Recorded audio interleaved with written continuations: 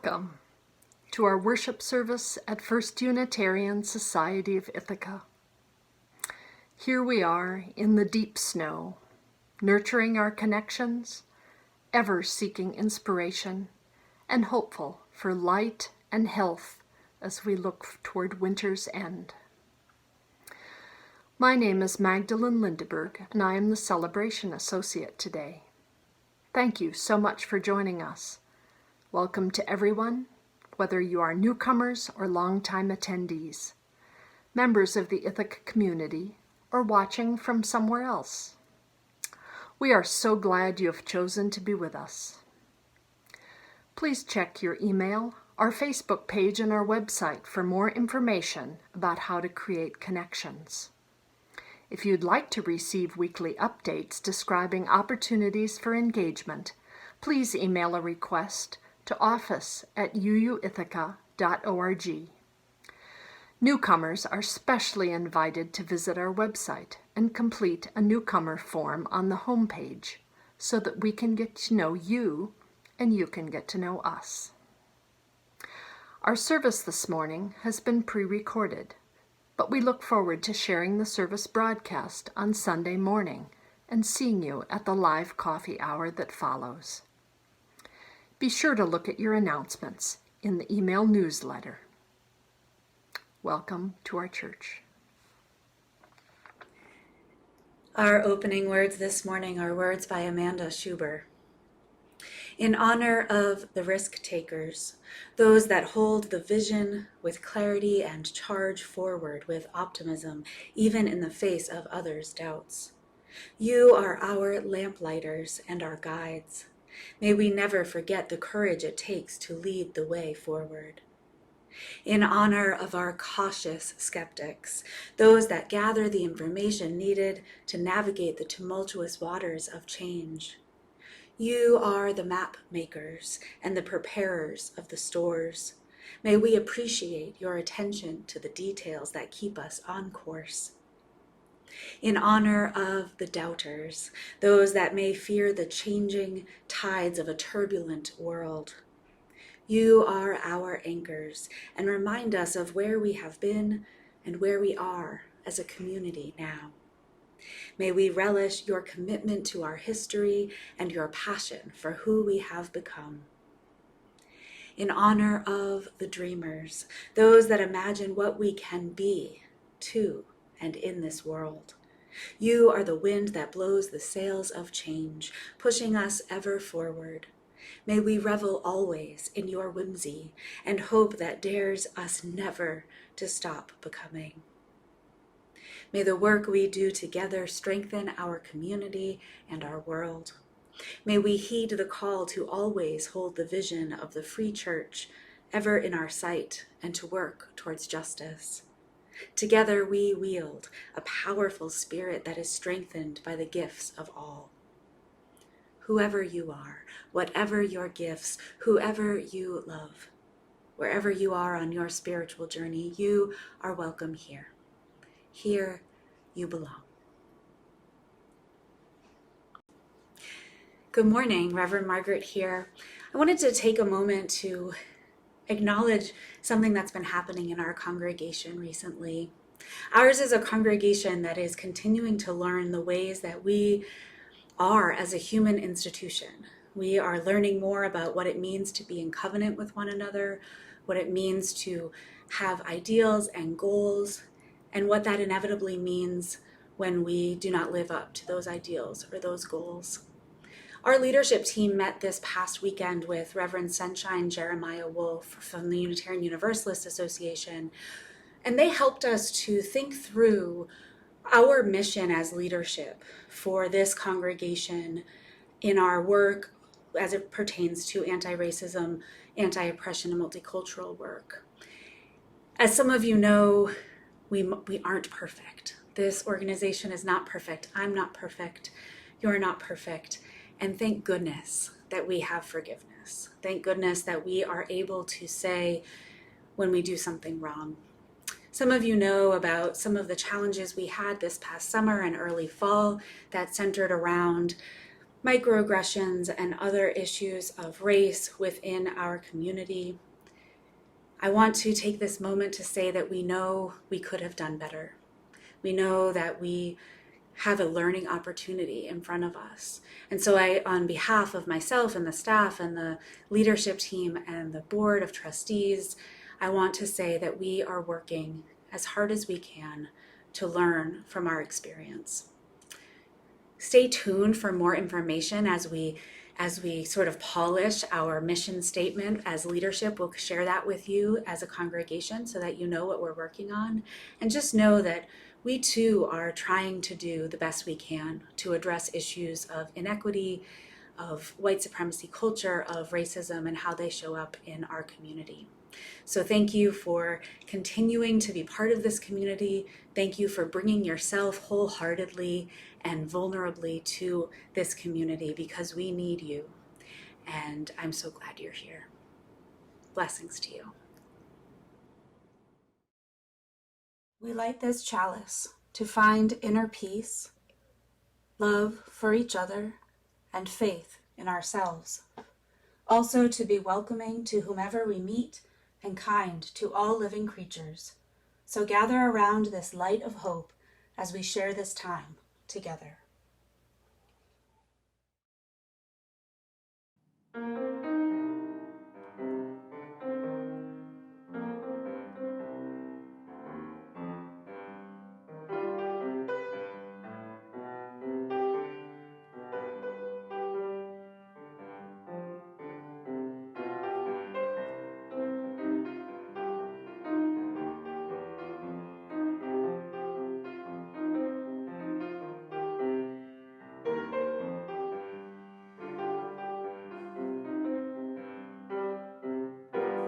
We are building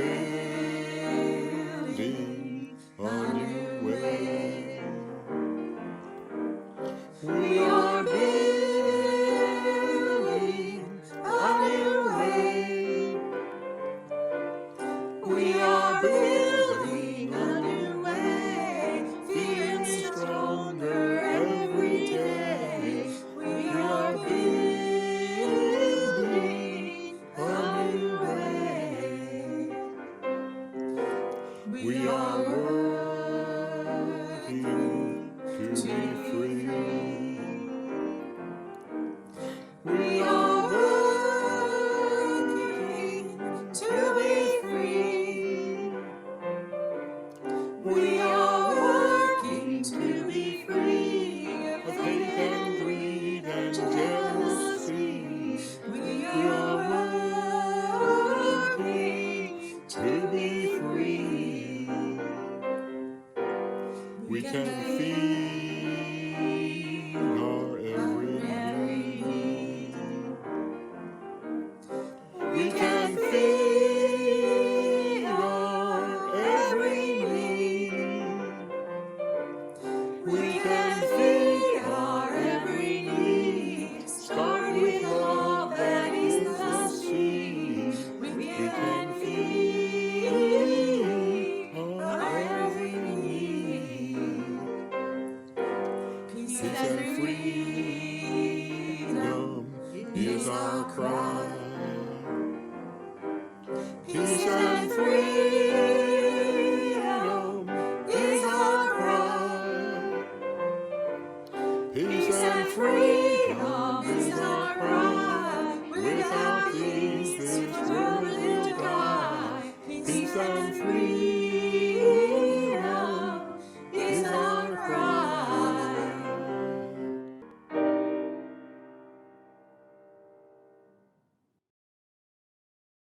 Good morning, friends. This month, our theme is Beloved Community. One of the ways our faith guides us into becoming a people of beloved community is by telling us to honor your Black leaders. All right, it's time now to open our not-so-small packet marked 2-7. Open mine up. What did you find inside? I found a whole bunch of different, they're all kind of stuck together, letter tiles here. So I have a whole bunch of letters here, and now you do too at home. Here are a few combinations of letters. See if you recognize them and can tell me what they stand for. You can just shout it out at home. How about this one? F, B, I. FBI. That's right, Federal Bureau of Investigation. I bet a lot of you knew that one. All right, here's a really easy one. Are you ready? I've got just 2 letters. U. That's right, Unitarian Universalist. Here's another one that I bet a lot of you will know. I have L,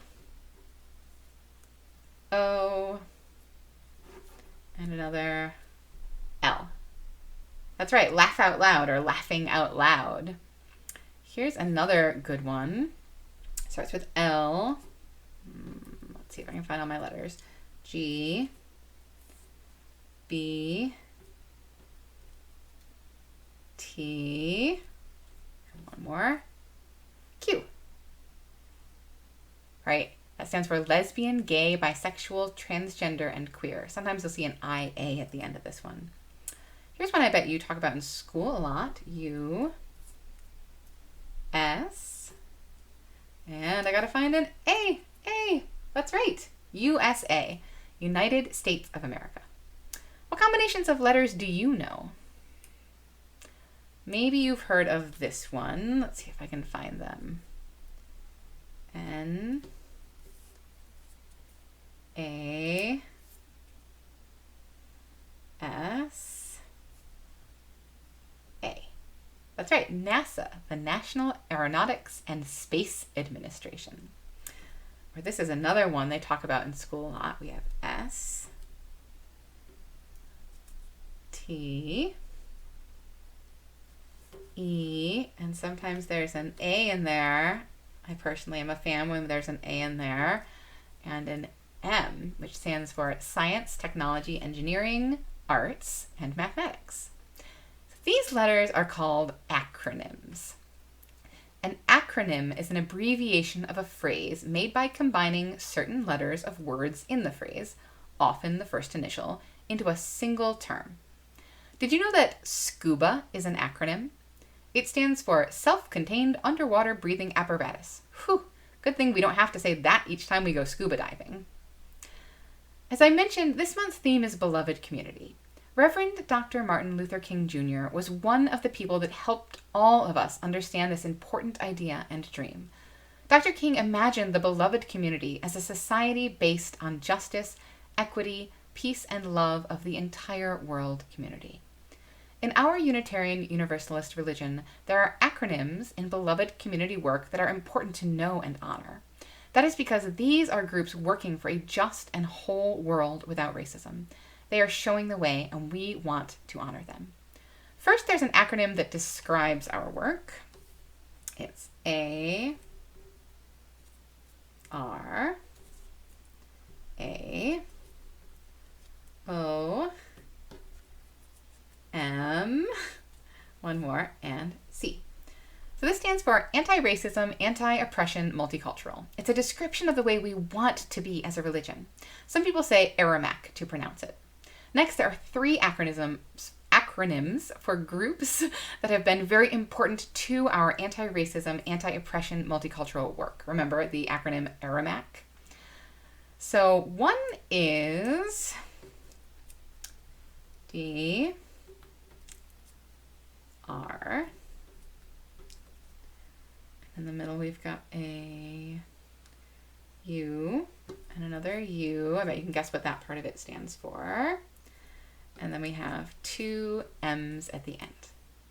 So this stands for Diverse Revolutionary UU Multicultural Ministries. It's pronounced just like the instrument, a drum. Drum is a collective of people who identify as people of color, working together to overcome racism through resistance and transform Unitarian Universalism through multicultural experiences. The next one is, let's see if I can find my letters here, B, L, and I should just keep these together, right? And 2 U's again, UU. So this is Black Lives of Unitarian Universalism. It's pronounced just like the color blue. Blue is a group of people that came together out of a need for spiritual connection and commitment to creating a more just and loving world for Black people. They developed the 7 principles of the Black Lives of Unitarian Universalism, their take on the 7 principles of Unitarian Universalism, as well as introduced the 8th principle, which says, "We, the member congregations of the Unitarian Universalist Association, covenant to affirm and promote journeying toward spiritual wholeness by working to build a diverse, multicultural, beloved community by our actions that accountably dismantle racism and other oppressions in ourselves and our institutions." So the last one, just one more, is A, R, and can I find it? N, E.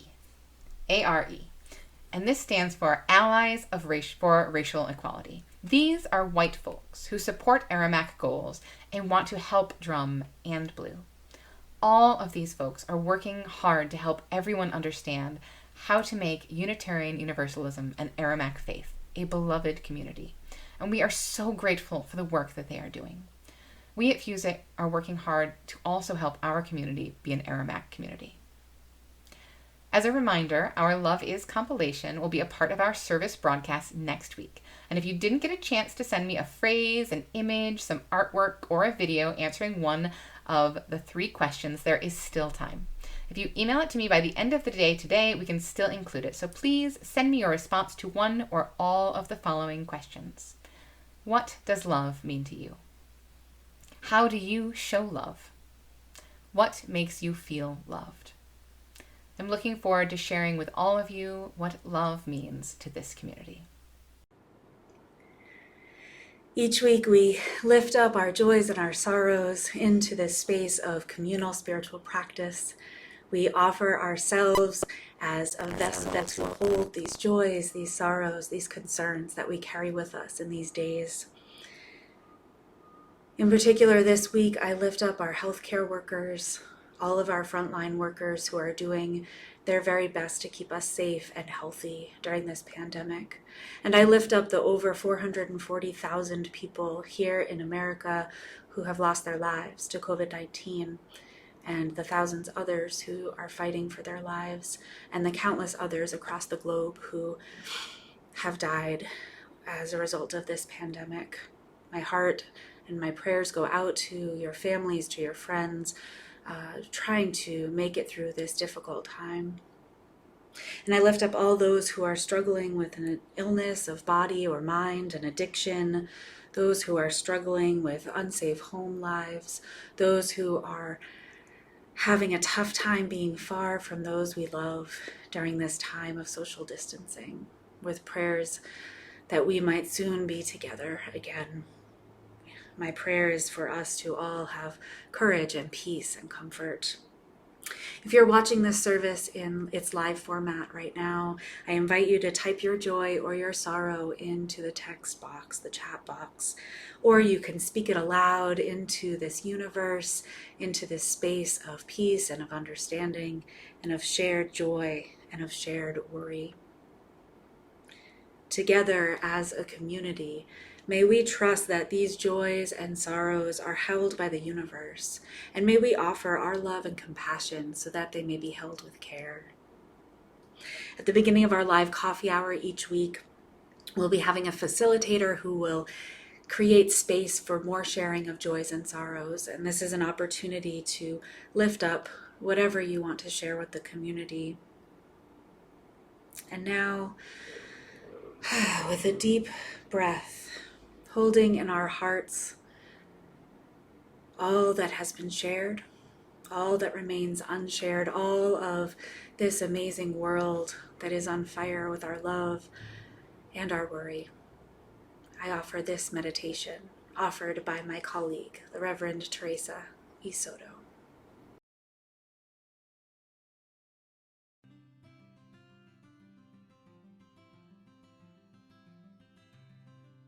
Everything is still on fire, despite your best efforts. In addition to living, it is clear that fire or not, you must level up in what it means to thrive. Right now, that means wrestling with the truth in the fact that everything is not all your fault. I am sorry that everything is still on fire. Once hate catches the winds of "not my problem" blow, and the blaze is hard to stop. But hard is not impossible. Not yet is different than never. You, in community, have an answer. You have a response to systems of power and control and to the cost of suffering. You and your community together are the answer. You are not only a people of flame, but also a people of cold, clear truth. You know both where you fall short and where you flourish, and where you still reach. Everything is still on fire, but all is not lost. You remain more nimble than steadfast, more unshakable than swayed by the latest rage. You are here to put out the ravenous flames and heal the world. Enough is enough.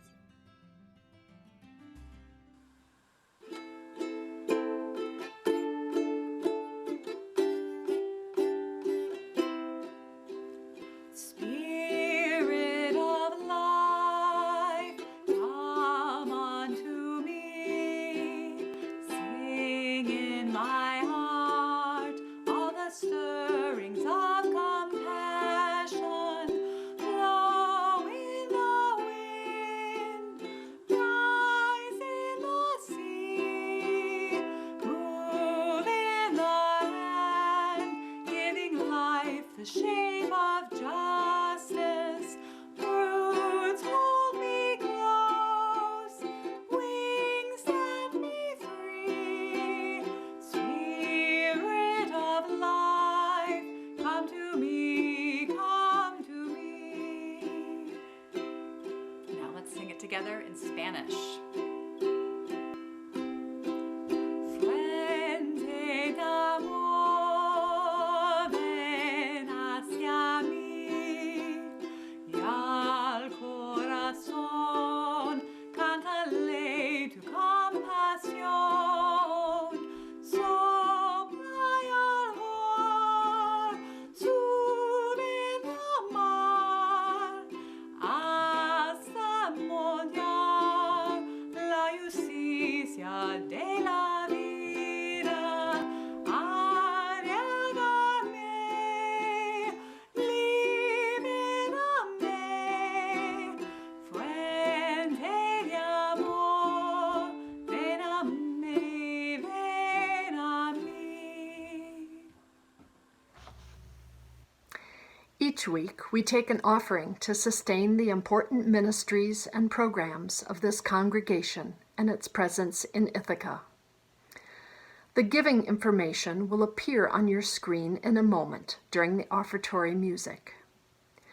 Giving to the plate is important. It's a symbol of our gratitude for this service and our ongoing commitment to support the work of this church.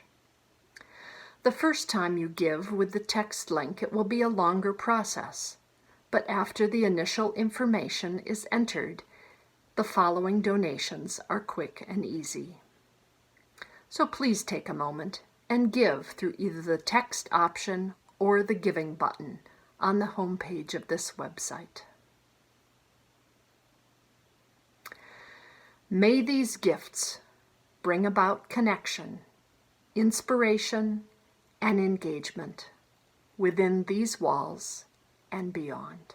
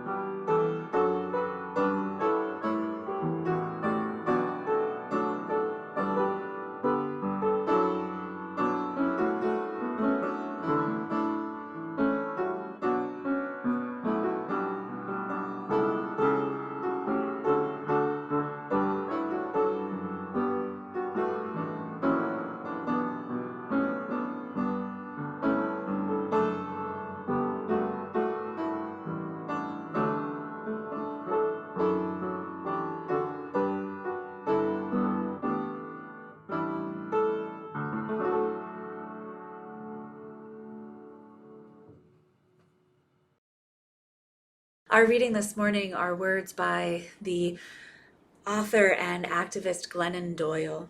They come from her book Untamed. In this chapter, she's explaining how we might imagine a world that's different than the one we've been handed, the one we've been given.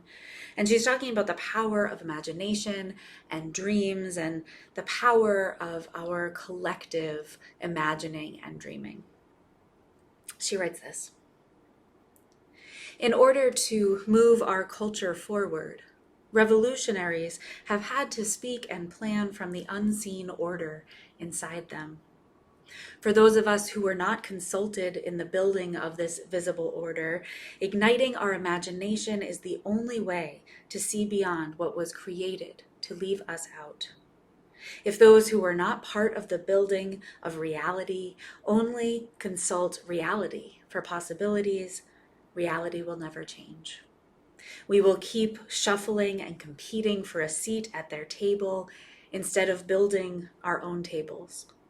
We will keep banging our heads on their glass ceilings instead of pitching out our own tent outside. We will remain caged by this world instead of taking our rightful place as co-creators of it. She goes on. Each of us was born to bring forth something that has never existed, a way of being, a family, an idea, art, a community, something brand new. We are here to fully introduce ourselves, to impose ourselves and ideas and thoughts and dreams onto the world, leaving it changed forever by who we are and what we bring forth from our depths. So we cannot contort ourselves to fit into the visible order. We must unleash ourselves and watch the world reorder itself in front of our eyes.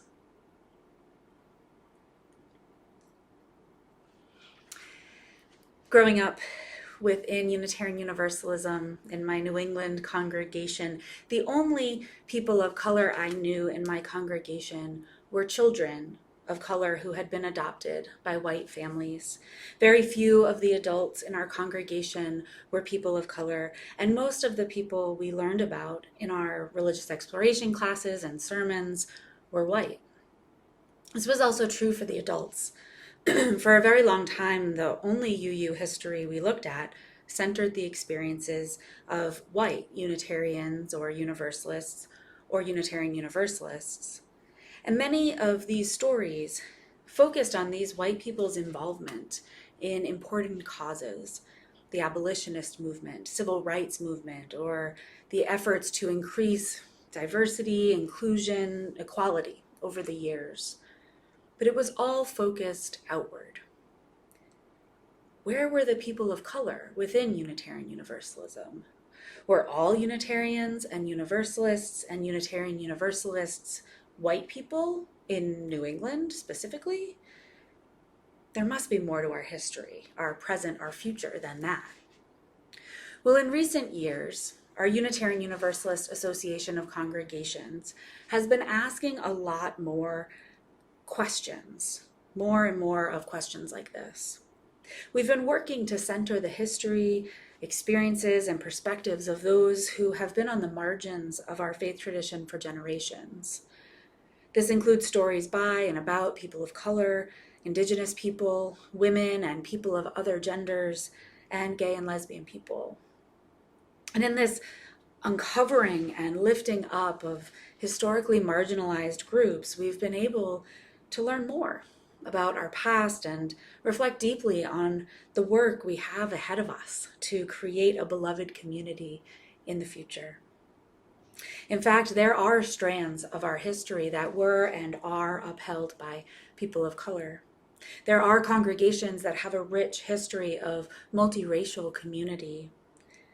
And there are also congregations that are falling short of our ideals, of upholding systems of oppression and racism that are inconsistent with our values. There are stories of that too. There are stories of abolitionists and of slaveholders. There are stories about those who have marched for civil rights and those who disagreed with those marches. There are stories of Black Lives Matter banners and of those who have left our faith tradition completely because of disagreement. Just as our world and our country has been divided and fraught with the sins of racism and oppression, so has our beloved faith tradition. Yes, ours is a faith tradition that has been at the forefront of so many causes and movements, and sometimes we have fallen short of the values and principles we proclaim. This was true at our founding. It remains true to this day. This is on a national scale and right here in Ithaca. At FUSIT a few years back, we decided to name our rooms in the building. We prioritized naming the rooms after Unitarians, Universalists, and Unitarian Universalists, who were women, people of color, or otherwise remarkable for their ability to think outside the box, to imagine a new reality. And I'm going to tell you about a few of these people today. This morning, I'd like to highlight a few of the African Americans and Africans within Unitarian Universalism who have been important to our faith. Of course, those I highlight today are not the only people who have contributed to our history and our present. Of course, just as with any individual, they do not exist in a vacuum. They are part of a community of people who have worked to make their work possible. So this is not to hold up an individual as a beacon or just the only inspiration, but rather to lift up the characteristics we all strive toward: resilience, courage, perseverance, and a deep abiding love that helps any of us to, as Glennon Doyle suggested in our reading this morning, invites us to unleash ourselves and watch the world reorder in front of our lives.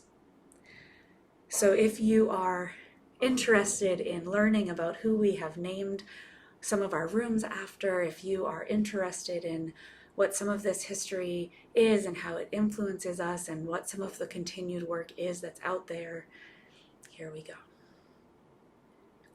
The year is 1825, and a baby is born to free parents in Maryland. This baby, although Black at a time when slavery was still legal, would not be enslaved because of the circumstances of where and to whom she was born. Frances Ellen Watkins would grow up in a family where books and decent schools were available, which was uncommon for others like her in that time and place.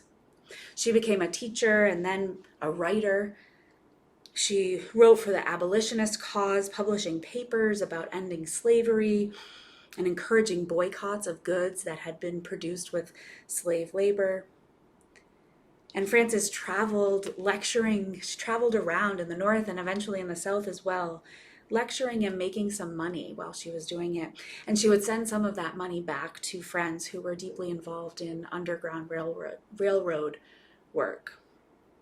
She ended up marrying and became Frances Ellen Watkins Harper, the name that many know her by today. And after her husband died, Frances remained committed to advocacy work, to public speaking, to the suffrage movement, and to education for newly freed people. She was part of the founding of the NAACP and was their first vice president. And she was a member of both the African Methodist Episcopal and Unitarian churches in Philadelphia. Let's fast forward to 1893, when a formerly enslaved couple gave birth to a baby boy named Lewis Allen McGee in Scranton, Pennsylvania. Lewis would grow up to be an ordained African Methodist Episcopal minister and serve as a chaplain in the Army during both of the World Wars, including in the Battle of the Bulge.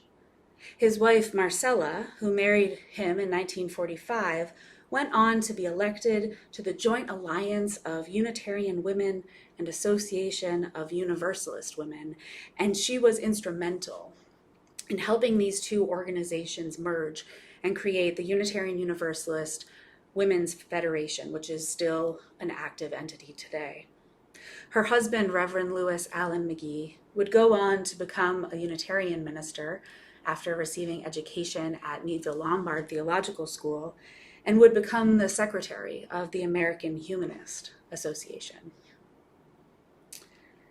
Fast forward, the year is 2002, and a Unitarian minister by the name of Reverend Fulgence Najajamana has founded a Unitarian church in Burundi, which is in East Central Africa. This Unitarian church, this liberal church, is a beacon in a country where the predominant religion is Roman Catholicism. And because of ongoing civil unrest, violence, threats, Reverend Fulgence is in great danger in his country. This was particularly true given the liberal religious and social stances of the Unitarian faith tradition, which he held to strongly. In 2015, after 13 years of establishing the church, of finally having a building, Reverend Fulgence was kidnapped from his office, his church office, and detained for 9 days, accused of funding criminal activities and money laundering, and a national and international letter writing campaign ensued, which ended up with him being freed. And he ended up fleeing to Canada as a refugee, as a political refugee. And Reverend Fulgence now serves as the president of the the vice president of the International Council of Unitarians and Universalists. And he has not been home to Burundi in many years. It is simply not safe. Let's take a plane from Burundi to the coast of Florida, where Levi Draheim lives with his family. In 2017, our Unitarian Universalist World magazine, UU World magazine, did a piece on Levi. This piece explains that when he was just 10 years old, he and 20 other Generation Z young people filed suit asking the court to mandate that the US government reduce carbon emissions to 350 parts per million by the year 2100. Not doing so, their filings argue, represents a violation of the plaintiffs', these young people's, Fifth Amendment constitutional right not to be deprived of life, liberty, or property without due process of law. And that it represents a violation of the public trust doctrine, which holds the government responsible for the protection and maintenance of shared natural resources. Levi was 10 when this was filed. He was the youngest plaintiff in this case. And if their case is successful, these efforts would have to be implemented by the year 2100, and Levi will be 92 years old. Levi and his family are members of the Unitarian Universalist Church in Brevard in West Melbourne, Florida. The case, called Juliana versus the United States, it's been tied up in a back and forth with the courts since its filing in 2015, but we are awaiting a decision from the Ninth Circuit Court of Appeals. Each of these individuals is remarkable in their own way. Each of these people was influenced in one way or another by their UU roots: Unitarianism, Universalism, Unitarian Universalism. They were impacted by these either from their very early childhood or later in their lives. Each of these people comes from a racial or ethnic group that has been continuously harmed and marginalized throughout history. Each of these people found some element of community and resonance of belief within Unitarian and Universalist communities. It is my fervent hope that our communities might continue to inspire all of us, of all genders and races, ages and abilities, to consider how we might imagine a beloved community and a reality beyond what we know to exist today. It is my prayer that we might learn from these people something about the power of the human spirit, the possibility of resilience, and the strength of courage. May we, like they have, strive to create a world that is more just, more equitable, more loving, and more than anything we've ever imagined. May we find our way of living into those values, using our unique gifts and hopes to contribute what we can to the good of the whole. May we continue to center and uphold the voices of those who have stuck it out in our faith tradition amidst the challenges and the frustrations they find. May we use our imagination, our wonder, our curiosity, our lifelong yearning for equity to create a world we dream about and to live into being a beloved community. So may it be. Amen. And blessed be. We come from the fire, living in the fire. Go back to the fire, turn the world around. We come from the water, living in the water. Go back to the water, turn the world around. We come from the mountain, living in the mountain. Go back to the mountain, turn the world around. Oh, so is life. So is life.